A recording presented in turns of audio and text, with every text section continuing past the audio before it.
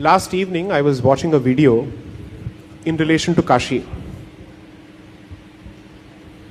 Members of other community were asked, here is the proof. You can see it. You have always known it. Give it back peacefully. Don't make us fight in court for another 100 years. It will improve relations. His answer, according to me, was brilliant of the other side. So what? His only question was, so what? So what if it was your place? I have been worshipping there for 50 years at least, so it's my place. This is the mindset you're dealing with.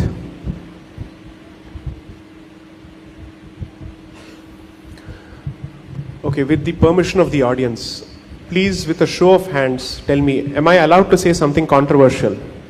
If you want me to, please raise your hands. Okay. Can I? Okay, fine. I'll keep it as soft as possible.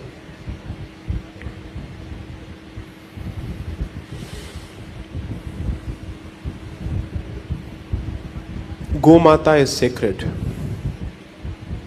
That is my controversial statement. Because saying that has become controversial today, especially in this state. Because on Instagram and Facebook and other places, I get hate mail, death threats on a regular basis. But one of that is, come to Kerala, have paratha with. It's not coming from a non-Hindu. It is not coming from a non-Hindu at all. Your ancestors died to protect it. And you are using it to taunt your own people. How shameful. What a disaster this is. You don't understand what it represents. You have Tyagaraja Kirtana going on in the background music and somebody is having this. What kind of a perverted mind is that? If all of us had decided this will not happen, would anybody have the guts to do it? Does anybody have the guts to consume tobacco and enter a Gurudwara? No. I respect that commitment. Can anybody enter a Gurudwara without covering their hair? No. You'll be slapped and they'll say, get out. Here, requesting for basic decency inside a temple will be questioned by Hindus. Don't come in beach wear to a kshetram, you can't tell. Dress modestly and dignifiedly, at least wear the veshti. At the very least do that. They won't listen. Now, I can blame someone in the past for disrespecting the cow when he had no respect for it, when he doesn't believe in it. Who do I blame for a Hindu doing it today? Now, so the other side doesn't need a spokesperson because it has created spokespersons for itself from the Hindu community. Ask a lawyer how difficult it is to win a case when your own guy is arguing against you from the other side. Savarkar said this brilliantly, and in the land of Parashurama, Savarkar must be mentioned. That I am not afraid of anybody else. I am afraid of the Hindu who will speak against Hindus. A lot of people speak of numbers and demographics, population, so let's say contribution and all of that. I believe that even at 60% or 55%, Kerala Hindus are strong enough. Provided all 55 to 60% think and behave like Hindus. That's all. You have survived the worst of periods 100 years ago. Exactly 100 years ago. You have seen worse. Today your position is not as bad as it was then because Kerala Hindus are not alone, first of all, anymore. There is a larger Hindu identity. Two, Hindus don't realize that you're not fighting for a place. You're fighting for all those energy kshetras which are meant to be kept alive. Because that is where lies your security. That is what will ultimately protect you. No Kshatriya in the history of this land has ever succeeded without a rishi or a guru supporting him. And without a devata. Which is why every princely family has a deity. Travancore family has Padmanabha Swami. Cochin family has Purnatrayisha. Mewad has Eklingji. The Gajapati of Odisha has Jagannath. Kashi has a royal family who I represent in the Supreme Court for recovery of the Bindu Madhav Mandir in the same challenge to the Places of Worship Act. Bengal still has a lot of royal families. Mysore has Chamundeshwari. Name one princely family which does not have a deity. Vijayanagar Empire was founded by Vidyaranya, who later became the Sringeri Mathadipati. So, according to me, it's like a concentric circle. Kshetra, Guru, Kshatra, community. There cannot be a circle without a Kendra Bindu. The Kendra Bindu is under attack from non-Hindus and Hindus. Protect the Kendra Bindu, the community will sort itself out.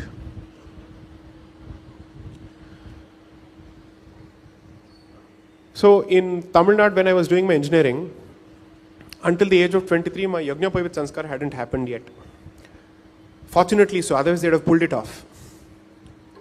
In Tamil Nadu, they'd wipe off your vibhuti, especially if they know that you're a Brahmin. They'll do it. 100% they'll do it. It's not safe to be a Brahmin in Tamil Nadu at all. When people say Tamil Brahmins are cowards, sorry, they are still Brahmins in Tamil Nadu. They are not. It takes a lot of courage to constantly live in that hostile atmosphere. Because these people can do engineering and go to California. Instead, they are sitting in Kumbakonam. They are not even getting women to marry from their own community because Brahmins are itself saying, I'd rather give my daughter in marriage to somebody sitting in California than someone who is doing Nitya Puja in Kumbakonam. What is the response to all of these problems? Here, where is the fault of the other person? My job over the last 5 to 6 years has been to point out our problems because solutions are within our control. The more we focus on that, the more we'll be confident because then we realize all these are capable of being addressed by us either at the individual level or at the societal level. So let's start doing it. But the biggest problem in the Hindu community is that what it does is that it outsources all its problems to politics. It says, I need to do nothing. I need to just press a button once in 5 years. Everybody else will take care of it. No, that's not how it works. In all other communities, they actively push for their agenda. They push their community. They support their community. They ensure that their political representative delivers on their promise for the community. Learn from them. Always learn from the other person. If he is succeeding at something, find what is he doing right which you are not doing. Address that. I believe that there is a lot of hope still alive for Parashurama Kshetra. There is a lot of hope for it. Your mantra shakti is still alive, it is still dynamic. Argentinians and Russians are coming to Sabrimala. What more do you want? Brazilians, people coming from Latin America. Imagine. So there is something that is still alive. There is some Divya Chaitanyam that is still keeping this place alive. So when you know that your gods are still alive here in terms of their active presence, and your kshetras are still alive and kicking, it only needs the human element to step up. Refuse to cooperate or support with anyone who's selling or buying something which is not in your interest. I'll leave it at that. Support every member of your community when they set up a business. I come from Hyderabad. It should be otherwise called Bhagyanagar. That is its original name. So there are certain parts of Hyderabad where old shops have continued for hundreds of years, and I've always wondered, where do they get business from? They get their business from their community, because their community is saying, we will continue to support you because your presence in that place means that real estate is still in our hands. Whether the product is good, bad or ugly makes no difference. They must be selling chappal for 25 years or 40 years and still they'll be continuing to sell chappal only. And they'll confidently continue in that business because they know that their community will not go to anybody else when they have an option from within the community. So whether it is real estate, whether it is electronics, whether it is agriculture, whether it is groceries, whether it is rice, whatever it is, buy from your member of the Hindu community first. These are practical economic support systems. I am not asking for anything negative. What is wrong in saying support your community first? Buy from your people first? Do it. Next. I think there's a lady there. She's waiting. Yes. Ma'am, I'll come back to you. Hi. One of the very valid points that you made was about having one of your kshetrams support all your activities, education and everything. Unfortunately, in this state, at least, not sure about everywhere else, but at least in this state, I know it's the people who ruled most of the kshetrams, including Sabrimala, are not the most receptive to doing any Hindu work. So what is the solution for that? Right. in your So I know for a fact that the Pandalam family, as well as the families that have a relationship with other temples, certainly have a philanthropic bent of mind. They are interested in charitable causes for the Hindu community. I can say this confidently. But the fact is, the Devaswam boards are obviously in government hands.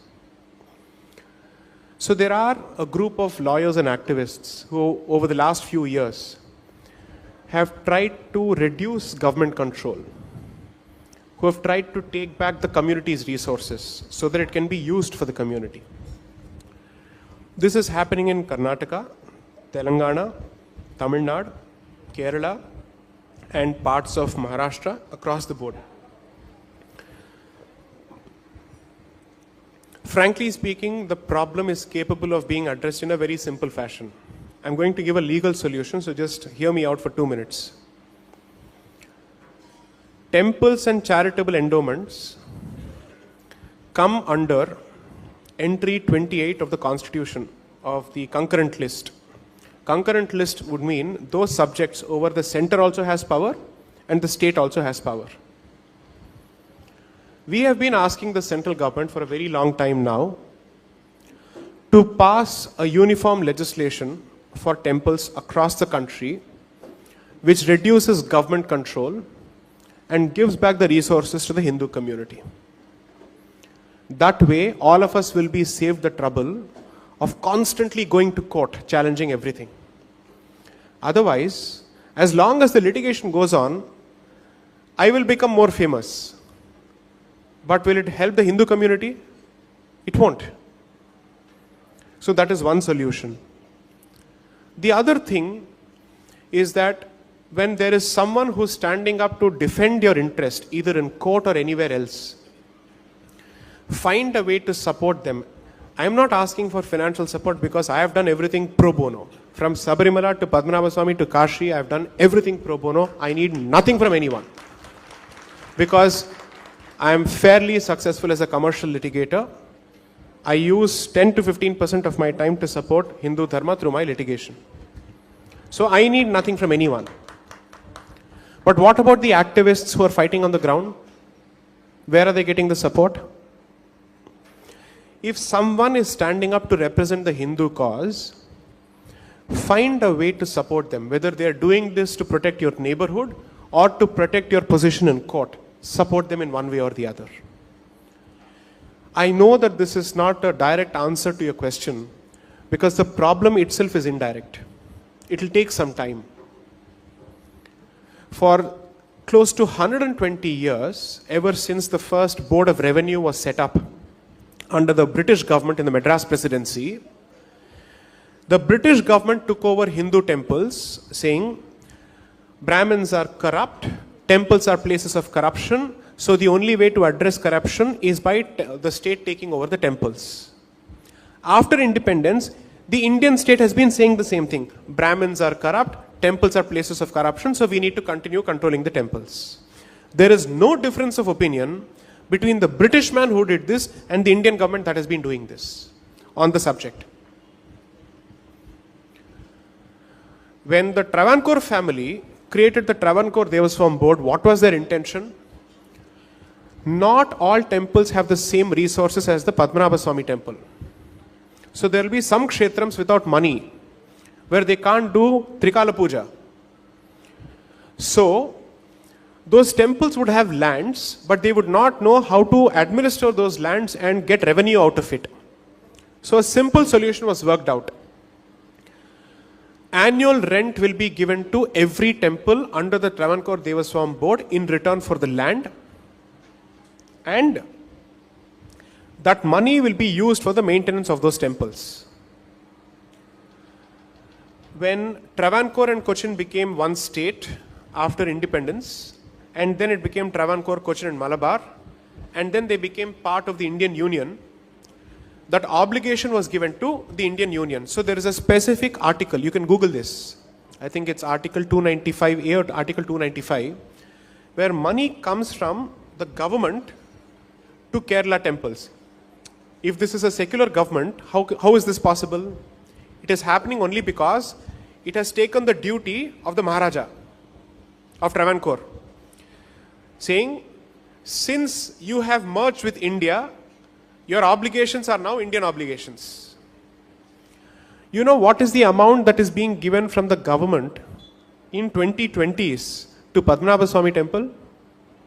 For all the lands of the Padmanabha Swami temple? Less than 5 lakhs a year.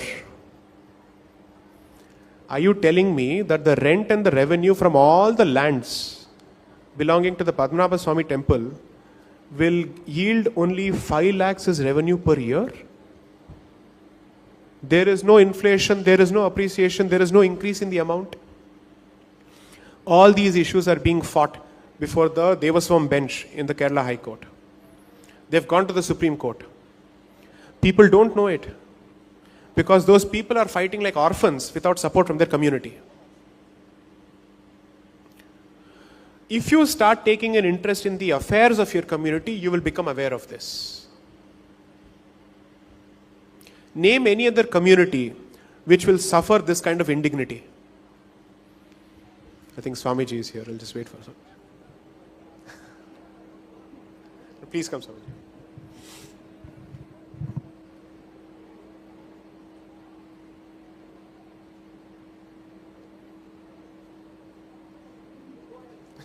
Namaskaram. Yeah.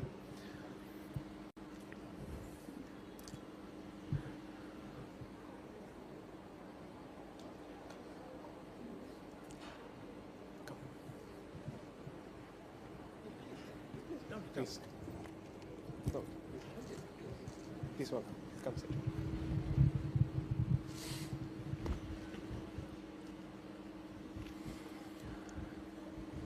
Clearly, you are from the NRI community, right?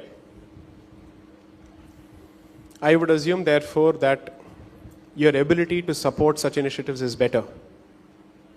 Your understanding of the law, coming from a litigious community or a litigious jurisdiction, must be better. So,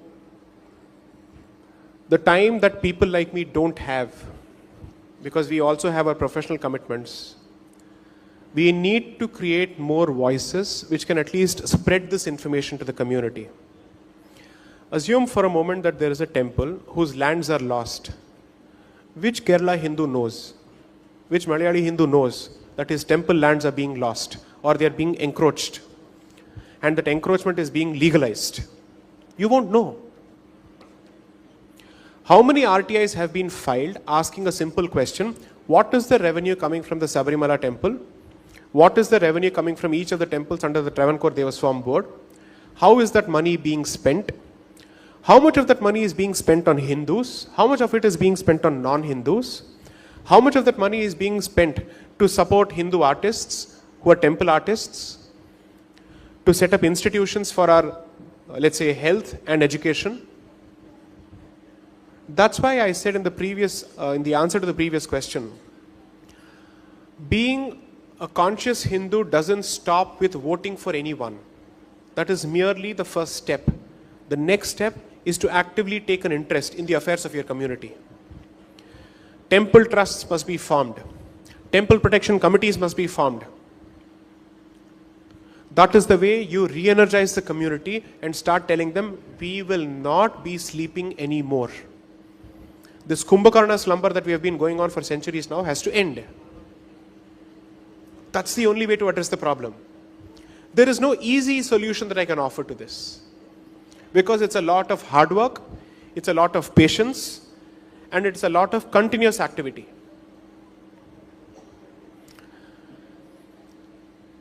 When the Ram Janmabhoomi case was being fought, I keep coming back to that example. Think of it this way. The other side pooled community resources to continue fighting that battle right until the Supreme Court, until 2019. Technically, they are a minority.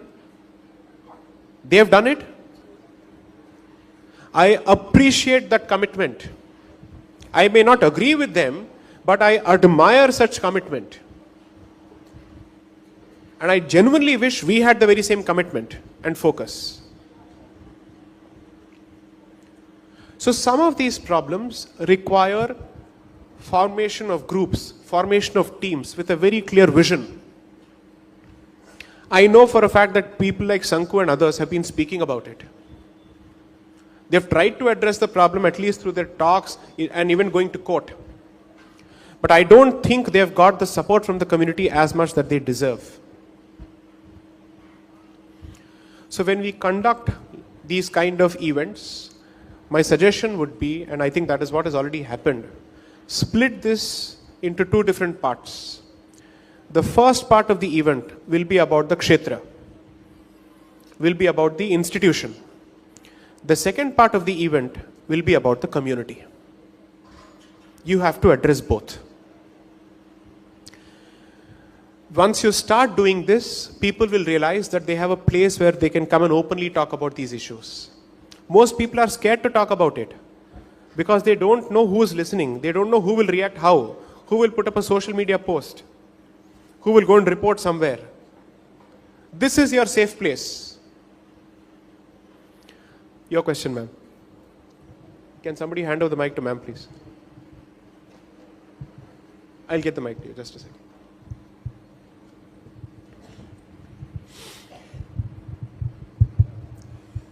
Namaskaram. Taking my Guruji's blessings, I am also asking a small question to you, sir. Please. Because education is the most difficult part of our current state. Correct. Where Hindus have got so much of complex. Correct. In public to discuss about our deities, our rituals, our traditions and so all. Correct. Even our grandchildren are affected by that. After getting out of the temple, they used to wipe it just off. Wipe out the this thing, chandanam. Right. What is that? What is the crime behind that? sometimes I feel very dejected and surprised to see such a, because in our house we light the lamp in the Sandhya and put a vibhuti on my grandchildren's heads. Everything is there in place. But before reaching their school or after contacting with their friends, they are totally getting brainwashed. They come and asking so many questions. Why Amumma like this? Shiva, Bhagavan Shiva cut Ganapati's head. Why Amumma like this? So sometimes I explain everything in a nice way when I am putting him into bed, telling the stories and all. But sometimes I feel that I am also responsible for that. Why should we didn't open our mouth in front of the public in temples and religious places? Why should you feel very much awkward when we talk about our culture, our traditions, what all our grandparents, great grandparents handed over to us? Correct. We should be proud. We should be proud. Even yesterday I was telling Mr. Changuji, and I was telling him, when he was attacked and he was in coma, he was in ICU, I put this thing in my WhatsApp, asking my friends of my age, 72, I am 73. To pray for him. But to pray for him. And yesterday I was crying when I congratulated him. Oh, you are born again. You are like a Vivekananda, Swami Vivekananda. Correct. I believe the youngsters are sitting all over here. You can do so much to your society, so much for your religion. Don't ever ashamed to tell that you are born out of a Hindu mother. Correct. Otherwise, you could have gone to a Christian mother's womb. You are born to a Hindu parents, father, mother, parent, your grandparents. You are taking their names, Menon, Nair, so many. So I always get emotional, maybe due to my age, but I feel that all the problems can be solved at 50%. Correct. From the educational institutions. Correct. We should go to Grandparents' Day, Parents' Day, and you should support your child. If you are doing, your children are going to temple and pray there, you should be proud that I have given that heritage or that tradition to my blood, the next generation. Correct. So I am a devotee of Satya Sai Baba for 22 years. I do so many services there, including cleaning the toilets. I am blessed. But thing is, Baba is taking so much care in Vedas, in giving education. All these things, undoubtedly, no recognition is not needed, no publicity is needed. He is doing so much of work. Now he is not in his body, but he is still here to hear me, still here. But thing is, we should give whatever is to be given at the age of 3 onwards. Then only 13 you can expect something from them. Correct. After reaching 30, they may value you because he may think, oh, my grandparent or my mother has put so much of values. I can claim, I can even demand that my religion should be respected. You have no right to what you call, my mother is a beautiful mother in this earth. I should not respect your mother. I respect, but love my country, love my traditions, I can die for my country. Right. I can die for my religion. That is the only request in front of my Swami. I'm talking this much, I'm getting this thing. Not at all, but education is the most important thing. Even ladies, so many ladies are sitting there here. You should put off the TV at Sandhya and don't see this, what you call, rubbish, I should not say here, but rubbish, this, what you call it, I don't see that, all this thing, crying at the Sandhya Samay, fighting with mother-in-law, daughter-in-law, claiming all credits for your upbringing. Nothing is there. Whatever has given to you by Bhagavan, Ishwaran, that is the only rich culture, richness, bank balance you have at the time of your last days.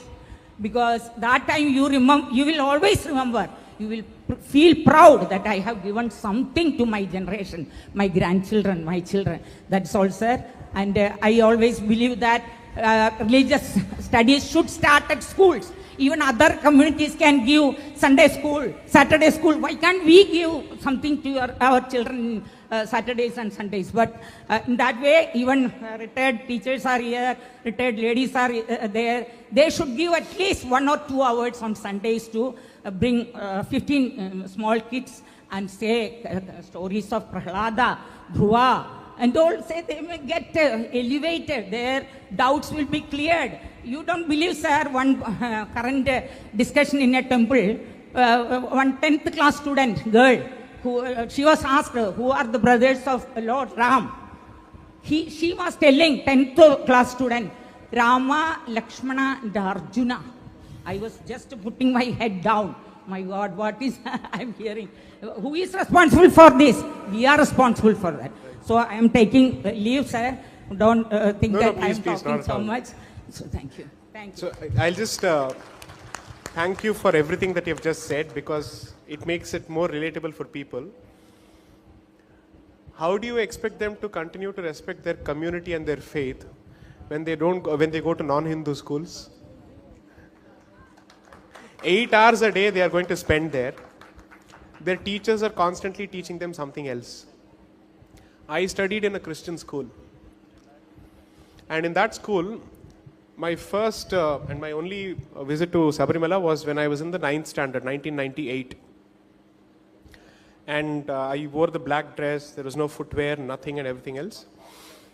So the first day I went, I was taken to the principal. What is he wearing? Where is the uniform and all that? So I said, this is my faith. If somebody were to be observing Rosa merely because he doesn't change his dress, would you insist that he does not observe it in school? And fortunately, my parents supported me fully. And I think those days, to some extent, Christian schools were still okay with it. I don't know what is the situation now anymore. And in moral science, which is a subject, you'd be taught stuff from the Bible on a regular basis. Are they forcing you to go to Christian schools? Right. So where are Hindu schools?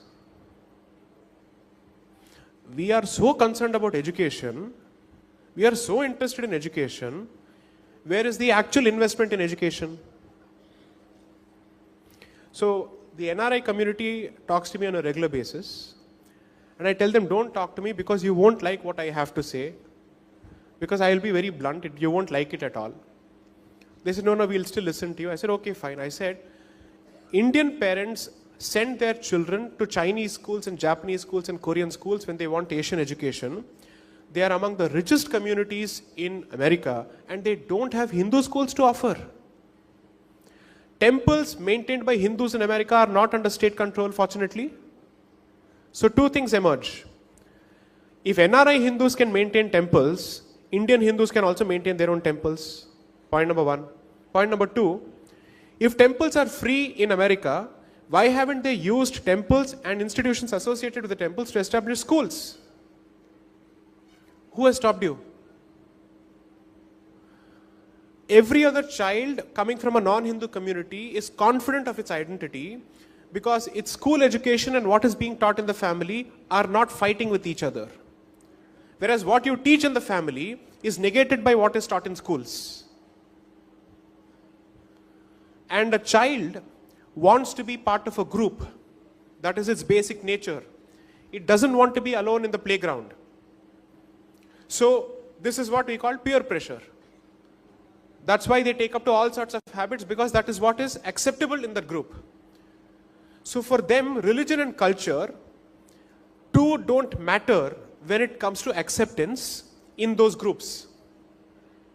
One, because we don't teach them strong enough, and you're sending them to atmosphere in those places where they don't have the ability to mingle with people who share those values. My suggestion was a hospital and a school precisely for this reason. Two, somehow Hindus, as you rightly said, have this deep-seated inferiority complex that if they were to openly sport their Hindu faith or display it in public, they are fascists. They are bigots. They are narrow-minded. No, you're not. You don't need to suffer from this kind of a complex after thousands of years of oppression. But you're constantly being engineered like this. You're being programmed like this through education, through politics, through the constitution, and through other means. Fortunately, the situation is changing, because I know for a fact that in at least 2 of my lectures, I said I'm issuing what is called the dhoti challenge or the veshti challenge, asking men to first wear dhotis and veshtis to malls before asking women to wear saris. And youngsters started wearing dhotis to colleges. Young lawyers started wearing dhoti to the Delhi High Court and the Supreme Court. They actively started wearing the tika. So change has started. Fortunately, social media is making it possible to reach out to a wider section of the audience. But unless and until you address the fundamental problems, which is family and institutions associated with the temple, where your education is being imparted, where they know that there is a community, this will continue to be a problem where parents will outsource the upbringing of their children to schools. So it's almost as if your job is to give birth to them and send them to schools. Culture and cultural education will never come from schools, even if they're Hindu schools, because the incentive is with the family first. The responsibility is with the family first. So I think Swami Chidananda Puri also has a train to catch. I'll end it here. I'm so thankful for the patient hearing, and my apologies that I couldn't speak in a language which is yours, but I hope you still see me as yours thanks to what I've said. Thank you so much.